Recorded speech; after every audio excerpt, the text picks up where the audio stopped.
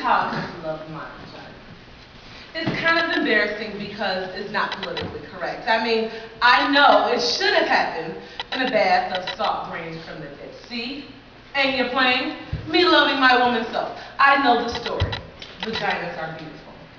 Our self-hatred is only the internalized repression and hatred of the patriarchal culture. It isn't real. Pussies unite. I know all of it. Like, if we'd grown up in a culture where we were taught fat thighs were beautiful, we all would be pounding down milkshakes and donuts, spending our days laying on our backs, thigh expanding. But we didn't grow up in that culture. I hated my thighs, and I hated my vagina even more. I thought it was incredibly ugly.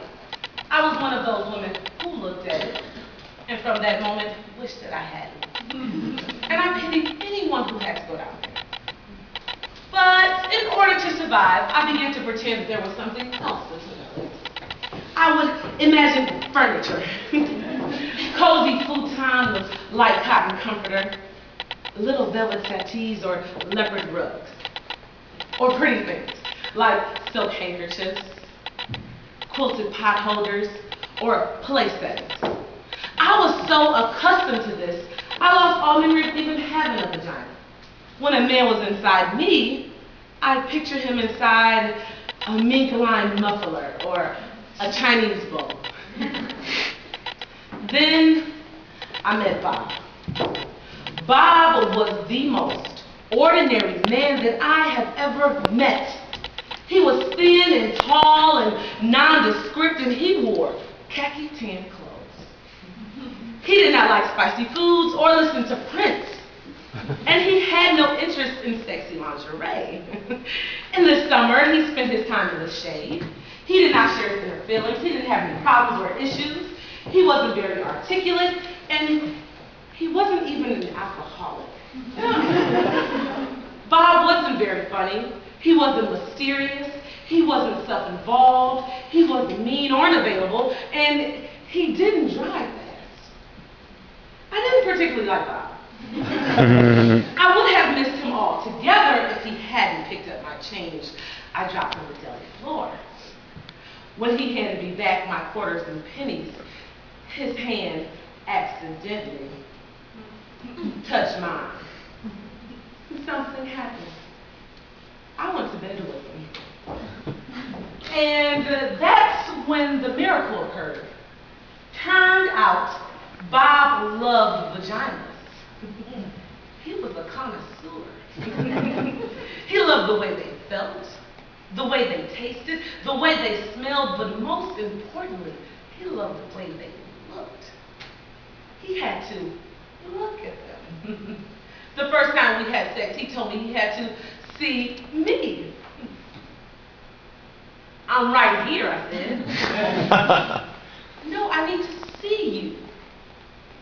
Then turn on the light. Thinking he was a weirdo freaking out in the dark. He turned on the lights. Okay, I'm ready. Ready to see you. Right here, I said. I'm right here. Then Bob began to undress me. What are you doing, Bob? I need to see you, he replied.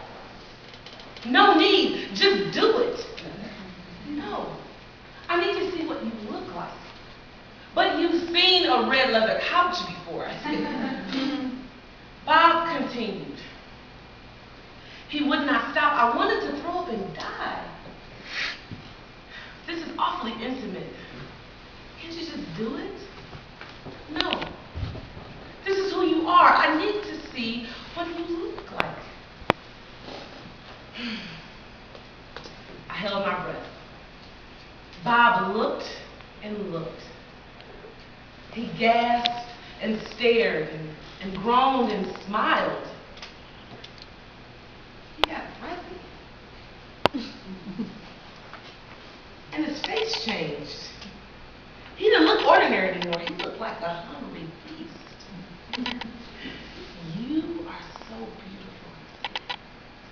So innocent and deep and elegant and wild.